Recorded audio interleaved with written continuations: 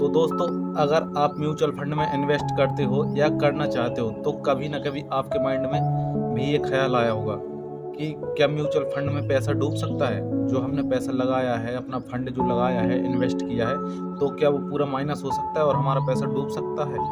तो चलिए आज मैं आपको इसी के बारे में पूरी जानकारी दूंगा, जिससे कि आपको पूरा समझ में आ जाएगा कि हमारा म्यूचुअल फंड में पैसा डूब सकता है या नहीं डूब सकता है। तो वीडियो को लास्ट तक बने रहना, आपको पूरा समझ में आ जाएगा। तो चलिए अभी वीडियो शुरू करते हैं। तो हेलो दोस्तों, नमस्कार दोस्तों, मेरा नाम है प्रदीप राजपूत और आज मैं आप लोगों को बता रहा हूं कि म्यूचुअल फंड में पैसा डूब सकता है या नहीं डूब सकता है। तो देखिए, जैसा कि आप जानते हैं कि जो म्यूचुअल फंड में पैसा है वो बहुत सारे लोग एक ही फंड में पैसा लगा देते हैं। जैसे 100 फंड हैं अपने, तो 100 फंड है तो 100 लोग लगाने वाले थोड़ी हैं, लाखों करोड़ों लोग हैं। तो जो लोग अपना पैसा लगाते हैं तो एक फंड में बहुत सारा पैसा इकट्ठा हो जाता है। जैसे कि बहुत सारे लोग एक ही फंड में पैसा लगा देते हैं और उस पैसे को मैनेज करने वाला कोई एक मैनेजर बैठा होता है। जैसे कि एएमसी कंपनी मैंने बताया था, तो उसकी जो भी म्यूचुअल फंड है उसके अलग से अपनी एक कंपनी होती है, asset management company, AMC company. वो आपका पैसा मैनेज करता है और उसको ये भी देखना है कि उसका अगर फंड माइनस में चला जाएगा, लॉस में जाएगा, तो आगे चल के आने वाले टाइम में उसके फंड में कोई भी इन्वेस्टमेंट नहीं करेगा,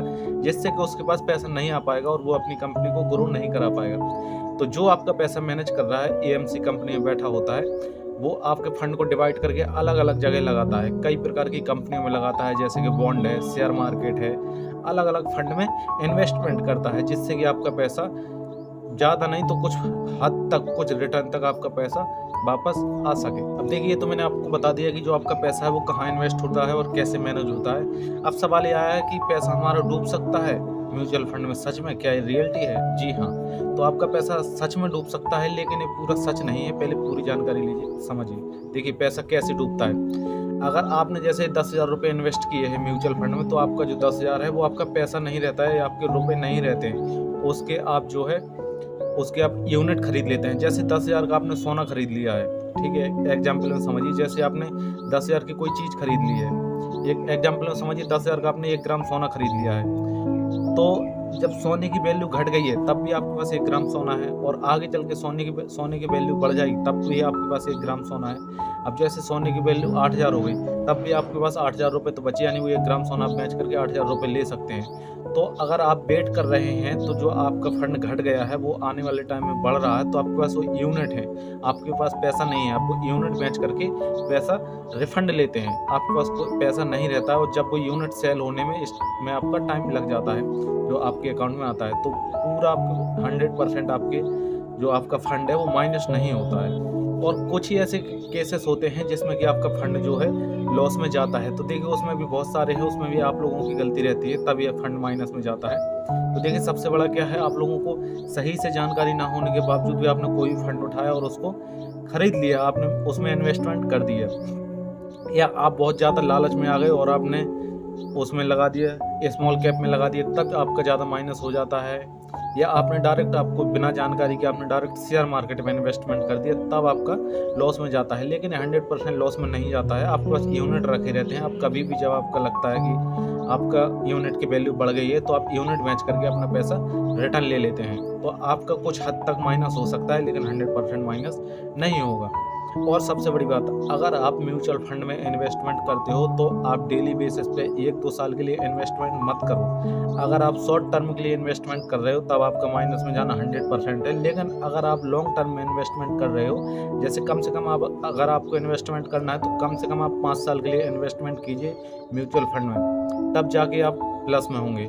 अगर आप इससे पहले अगर निकाल लेते हैं अपना फंड, तो आप माइनस में जाएंगे ही जाएंगे। नहीं तो आप 5 साल, 10 साल, 15 साल, 20 साल ऐसे इन्वेस्टमेंट कीजिए, तभी आपको असली एसआईपी की वैल्यू समझ में आएगी, कंपाउंडिंग का, तभी आपको पूरा समझ में आएगा। देखिए, बात करते हैं कि जो हमें म्यूचुअल फंड में इन्वेस्टमेंट करना है तो हमें ऐसी कौन कौन सी बातें रखें ताकि हमारा पैसा जो है सेफ बना रहे। तो देखिए, सबसे पहले अगर आप म्यूचुअल फंड में इन्वेस्टमेंट कर रहे हो तो आप लमसम मत करो। आप अगर अभी बिगिनर्स हो, अगर आपने अभी स्टार्ट किया है, तो आप एसआईपी से शुरू करो और हर महीने इन्वेस्टमेंट करो। और ऐसे कुछ फंड है जिसमें कि आप इन्वेस्टमेंट करो, जैसे मिड कैप है या लार्ज कैप है, उसमें आप इन्वेस्टमेंट करो। और ज़्यादातर आप इंडेक्स फंड ही चुनो।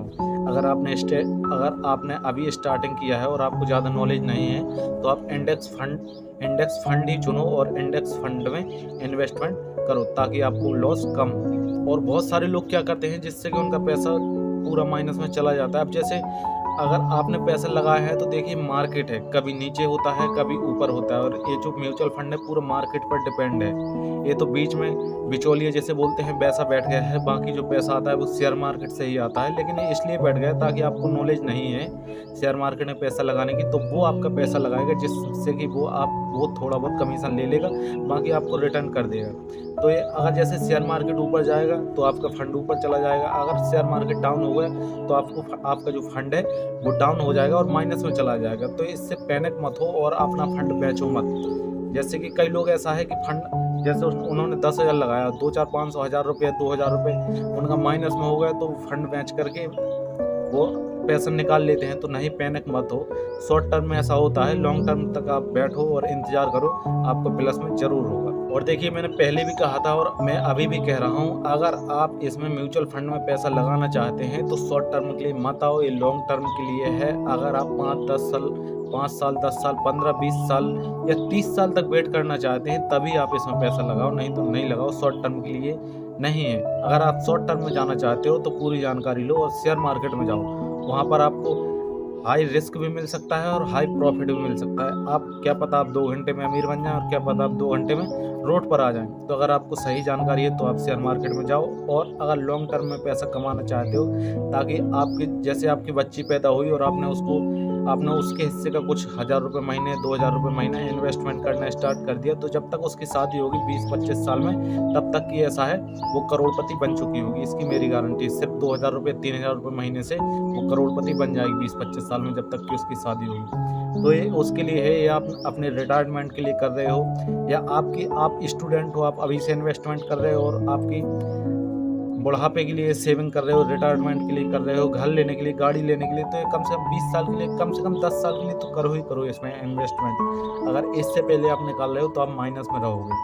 अगर आप पहले से इन्वेस्टमेंट कर रहे हो, म्यूचुअल फंड में इन्वेस्ट कर रहे हो या शेयर मार्केट में कर रहे हो, तो मुझे कमेंट करके बता देना कि आप कौन से फंड में इन्वेस्टमेंट कर रहे हो और कब से इन्वेस्टमेंट कर रहे हो। और अगर आप अभी करना चाहते हो और रिस्क से डरते हो तो रिस्क से मत डरो, आप कोई भी मिड कैप उठा लो या लार्ज कैप उठा लो, जिसका जो रेट है, रिटर्न रेशियो है, जो 10 से या 12% तक होगा, वो आप कोई भी उठा लो, आपको आगे चल के फ्यूचर में प्रॉफिट ही मिलेगा। तो आप लॉन्ग टर्म के लिए आओ, इसमें शॉर्ट टर्म के लिए मत आओ। तो अभी मैं चल रहा हूँ, बाकी मिलूंगा अगले वीडियो में। तो आप कमेंट करके ज़रूर बताना कि आप इन्वेस्टमेंट करना चाहते हो या कर रहे हो या क्या सोच रहे हो, आप कमेंट करके ज़रूर बताओ। बाकी मिलूंगा मैं अगले वीडियो में, तब तक के लिए चल रहा, आप सब लोगों को